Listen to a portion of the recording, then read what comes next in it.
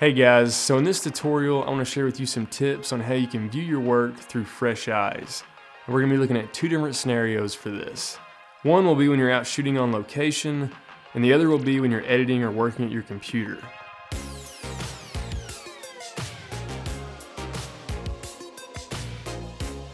Okay, so what I mean by fresh eyes is viewing your work from a new perspective, and hopefully getting a better idea of how your work's going to look when it's completed.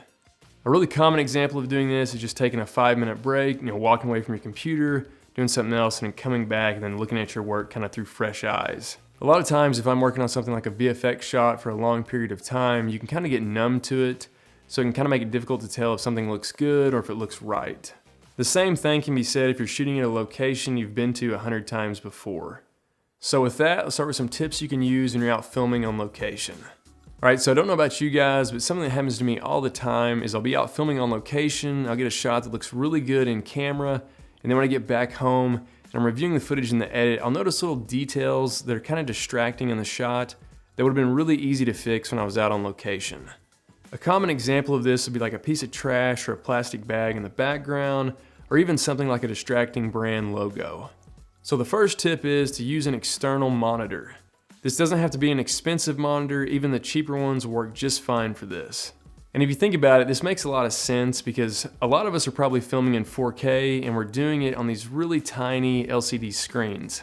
A bigger screen will allow you to see fine details you might otherwise miss, allowing you to fix them right then and there, and not discover them later in post-production.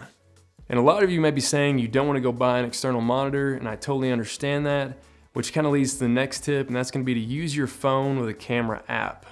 Most modern cameras have compatible apps you can install on your phone that allow you to control your camera and can act like an external monitor.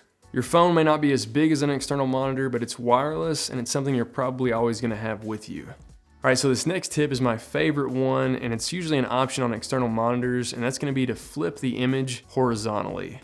This mirrors everything in your shot, so relative to everything that's been flipped, your composition stays the same. Oftentimes when you immediately flip around your scene like this, you may notice small details that you otherwise might miss, and it can also be really helpful if you're trying to figure out if a horizon line looks a little bit off. A lot of times those issues will be much more obvious when the image is flipped. It can sometimes be hit or miss if your monitor will actually offer this horizontal flip feature, but there is an app for iOS devices called Field Monitor, and it's a $20 app that offers a ton of monitor features, and one of those is to flip the image horizontally. So this again can be a much cheaper option if you don't have an external monitor. The app is only compatible again with iOS devices, and it is also only compatible with some Sony, Panasonic, and Fujifilm cameras, so make sure you check the compatibility list if you are looking at that app. Finally, use lookup table preview functions when you're out on location. Some monitors will have LUT Preview capabilities, but more and more cameras actually have LUT Previews built right into the camera. Essentially, you load LUTs onto your camera or monitor, and you can preview what your image would look like with that LUT applied to it. This can be really helpful if you're filming in a log profile and everything in your scene looks really flat. The LUT Preview will give you a better idea of how colors and your exposure will be affected, so it's less of a surprise in post-production. Okay, speaking of editing, now let's go ahead and take a look at tips we can use in the editing process. There is going to be some crossover with these tips, and just like I mentioned when we're out filming on location, the first tip is to preview your work at full screen. More often than not, a majority of the time we're going to be editing our footage is going to be a much smaller window than the actual final output size. In Premiere Pro and After Effects, just select your monitor window and press the tilde key. The tilde key is usually located in the top left corner of the keyboard. Pressing it will toggle whatever panel you have selected to full screen. And if you're editing in DaVinci Resolve, you can use the shortcut Control F if you're on a PC and Command F if you're on a Mac, and that's going to toggle the full screen mode. Next, we can also preview a mirrored version of our footage in the edit. As I mentioned before, I use this trick a lot if I'm working on a VFX shot for a long period of time. It's just a nice trick for a fresh take on your footage.